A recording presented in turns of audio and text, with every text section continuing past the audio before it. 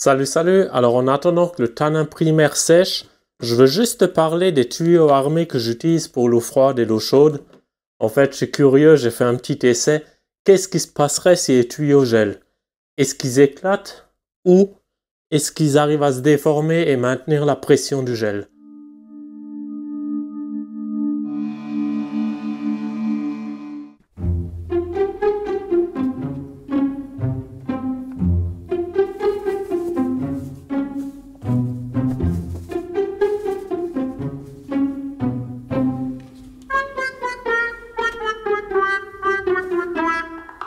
Alors, peu importe le résultat, je préconise que ça ne doit pas geler. Vaut mieux éviter que ça gèle.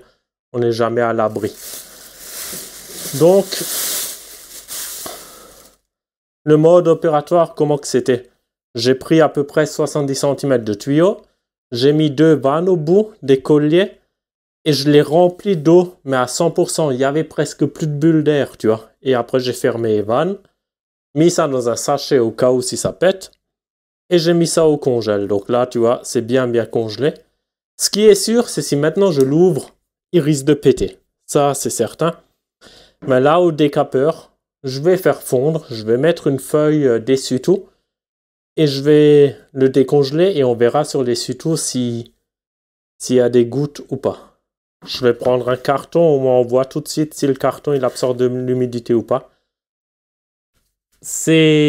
Ça sert peut-être à rien ce que je fais, mais moi j'aime bien savoir, ça m'amuse de faire ce genre de test. Maintenant que le givre est enlevé, je peux déjà te dire qu'à l'œil, visiblement, il n'y a rien du tout.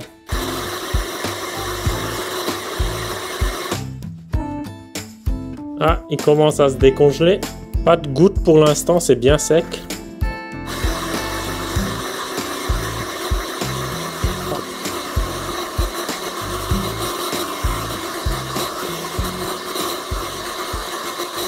Alors juste un petit point très important. Là dans le tuyau, il n'y avait pas de pression. Si toi, ça gèle alors que ta pompe à eau était en marche, tu as déjà 2,5, 2,8 bars. Donc si là ça gèle, rajoutez à ces 2,5 bars, on n'est plus dans la même configuration. Ça risque de casser.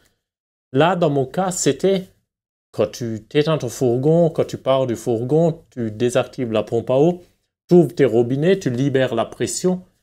Mais si quelque part les tuyaux étaient mal purgés, parce que vider tous les tuyaux, des fois c'est compliqué, il suffit que tu aies une petite pente montante, tu n'arrives pas bien à les purger.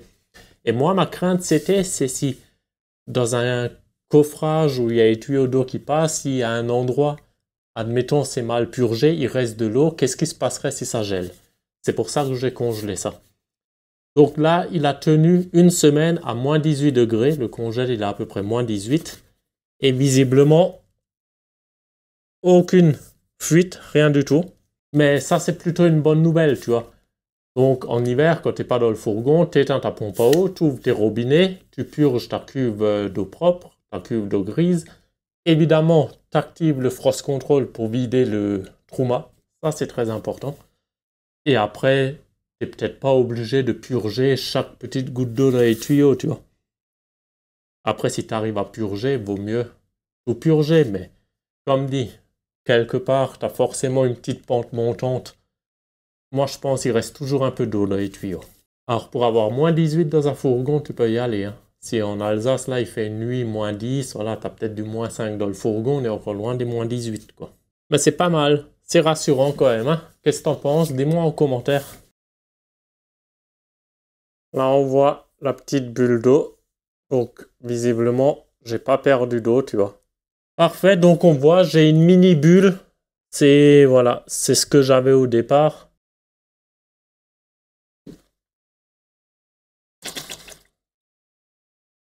Franchement, il a rien du tout. Voilà, c'est une bonne nouvelle. Maintenant, tu sais ce que ça fait si jamais tes tuyaux gèlent, enfin tes tuyaux armés. Voilà, rien de plus à dire. Allez, à jeudi pour du vrai boulot. Ciao, ciao!